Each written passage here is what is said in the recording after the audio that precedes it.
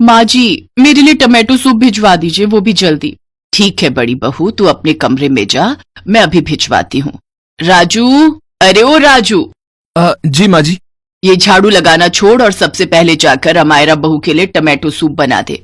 तू जानता है ना, उसे गुस्सा आ गया तो सारा घर सर पर उठा लेगी। जीरकपुर में रहने वाली सरला की बड़ी बहू अमायरा एक अमीर घर से थी। अमायरा के पिता देशराज मलिक और ससुर महेश खन्ना आपस में अच्छे दोस्त थे। दोनों का बिजनेस बड़ा अच्छा चल रहा था। लेकिन एक बार महेश खन्ना को बिजनेस में अच्छा खासा लॉस हुआ और उसकी कंपनी घाटे में चली गई। इसका फायदा उठाते हुए देशराज मलिक ने अपनी इकलौती मांगलिक लड़की की शादी महेश खन्ना के बड़े बेटे अनंत खन्ना से करवा दी और उसके बदले महेश खन्ना को 5 करोड़ रुपए दिए। मांगलिक लड़की से शादी? तो क्या करें सरला, इसके अलावा हमारे पास कोई रास्ता भी तो नहीं है। हमें अपनी कंपनी को बचाने के लिए उससे शादी करवानी ही होगी। इस तरह घमंडी अमायरा खन्ना परिवार में बहू बनकर आ गई और खन्ना परिवार की कंपनी डूबने से बच गई। शादी के 2 साल बाद महेश खन्ना की हार्ट अटैक से मौत हो गई, जिसके बाद अमायरा उस कंपनी की मालकिन बन बैठी और तब से वो हर किसी पर अपनी हुकूमत चलाने लगी। अमायरा का देवर शांत स्वभाव का था। उसे नीलम नाम की एक सांवली गरीब लड़की से प्यार हो गया। जब ये बात सरला को पता चली तो वो बहुत गुस्सा हो गई। अब एक गरीब घर की लड़की इस घर की बहू बनेगी? नहीं, ऐसा कभी नहीं हो सकता। उधर अमायरा के अत्याचार से घर के सारे नौकर परेशान थे, जिस वजह से सभी नौकर काम छोड़कर चले जाते हैं। साथ ही वो और लोगों को भी उसके घर काम करने से मना कर देते हैं। फिर ऐसे ही एक रोज, माँ जी, सुना है सौरभ एक गरीब घर की लड़की से प्यार करते हैं?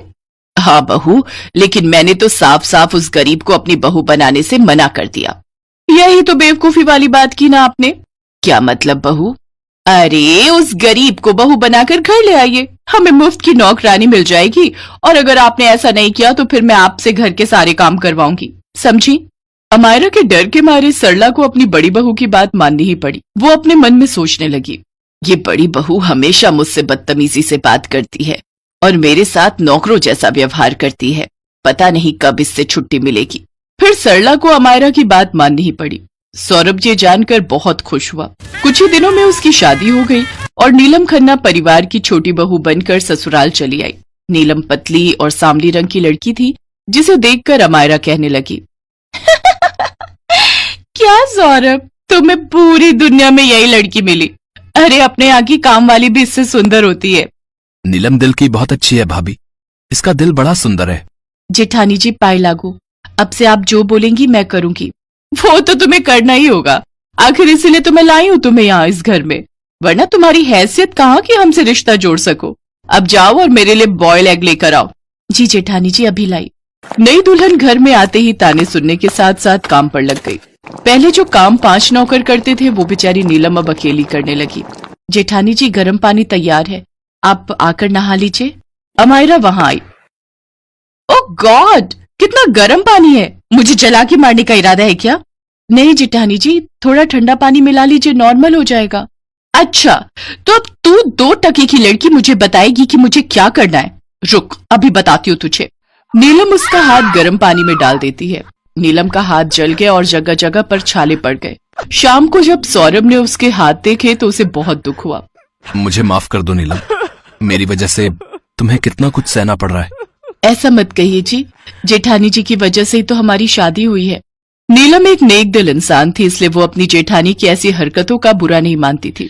एक रोज अमायरा ने अपनी कुछ सहेलियों को घर पर बुलाया और नीलम से कहने लगी, ए नीलम, जा जल्दी से हम सबके लिए कॉफी और स्नैक्स लेकर आ। जी अभी लाई। तभी अमायरा की सहेली अंजलि बोली, अरे अमायरा, ये तेरी काम वाली बाई है क्या? हाँ कह सकती है, वैसे ये मेरी देवरानी है, लेकिन इसकी हैसियत एक नौकरानी से कम नहीं है। नीलम वहां से चली जाती है और कुछ देर बाद वो हाथ में ट्रे लेकर आती है तो फोन पर बात कर रही अंजलि उससे टकरा जाती है और उसकी सारी ड्रेस खराब हो जाती है। ओह गॉड अमायरा, ये कैसी नौकरानी है तेरी, इसने मेरी सारी ड्रेस खराब कर दी। पता भी है कितनी महंगी ड्रेस है ये? रुक, तू मेरी फ्रेंड्स की इंसल्ट करेगी, अभी बताती हूँ तुझे। इतना कहकर अमायरा उसकी खूब पिटाई करने लगती है। अगले 2 दिन तक अमायरा ने नीलम को कुछ खाने को भी नहीं दिया, उससे घर का सारा काम करवाती रही। अमायरा के डर के मारे सौरभ भी कुछ नहीं कहता और सरला भी चुप रहती। अमायरा सारा दिन नीलम से घर का काम करवाती। ये देख एक रोज सरला ने अमायरा से कहा, अमायरा बहू, वो बेचारी कब तक सारा काम अकेली करती रहेगी? आखिर तुम भी तो इस घर की बहू हो ना, कुछ जिम्मेदारियां तुम्हें भी तो समझनी चाहिए। बुढ़िया, अब तो तेरी भी जुबान खुल गई है। अब तो तू भी मुझ पर हुक्म चला रही है। ठहर, तुझे भी सबक सिखाना पड़ेगा। इतना कहकर अमायरा डंडा उठाती है और सरला पर उससे वार कर देती है।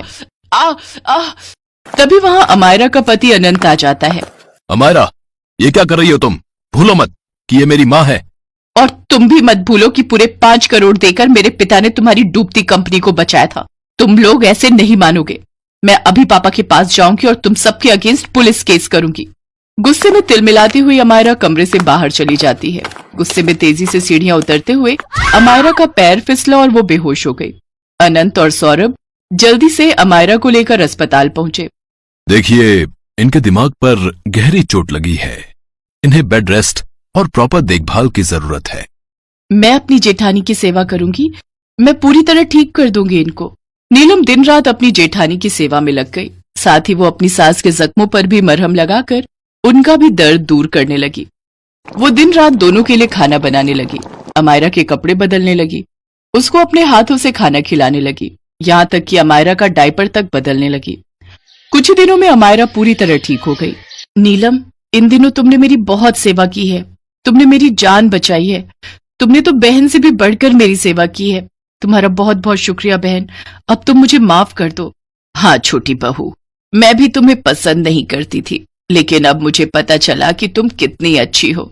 आप दोनों की सेवा करना तो मेरा कर्तव्य है, इसमें शुक्रिया कैसा? और आप दोनों को शर्मिंदा होने की कोई जरूरत नहीं है। तीनों एक दूसरे के गले लग गई। कुछ ही दिनों में नीलम के कहने पर सब नौकर भी वापस आ गए। फिर वो नीलम और अमायरा अपनी सास के साथ खुशी खुशी रहने लगे।